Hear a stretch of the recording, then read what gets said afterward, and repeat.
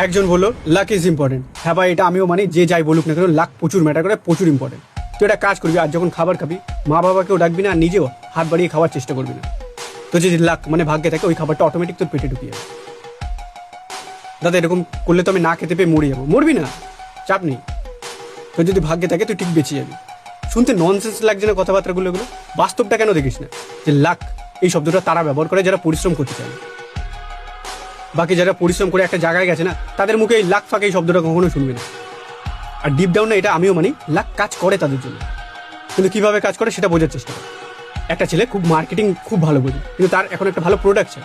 সে 1 নম্বর মানুষের কাছে ভালো প্রোডাক্ট পেলো না, 2 নম্বর মানুষের কাছে গেল ভালো প্রোডাক্ট পেলো না, 20-তে গেল, 30-এ গেল, 50-এ গেল, কারো কাছে ভালো প্রোডাক্ট পেলো না, 90টা মানুষের কাছে গেল ভালো প্রোডাক্ট পেলো না, কিন্তু 91 মানুষের কাছে যখন গেল তখন সেখান থেকে একটা ভালো প্রোডাক্টের সন্ধান পেলো। আর এবার ওই প্রোডাক্টটা না ও মার্কেটিং করে পজিশনই এমন জায়গায় করে দিয়েছে, সেখান থেকে ও ভালো মোটা টাকা ইনকাম করে। এবার বলো কি লাকি? না ভাই, ওর লাকি না। ওর যে এই যে নেভার গিভ আপ অ্যাটিটিউডটা আছে না, আমি সব থেকে বেস্ট প্রোডাক্টটি খুঁজে বার করবো, সে আমি সালা 90-তে যাই আর 900-তে যাই। ওর এই নেভার গিভ আপ অ্যাটিটিউডটা না লাককে টেনে আনা। আর যারা লাক টেনে না আনতে পারে তারা মানুষকে লাকির ট্যাগ লাগিয়ে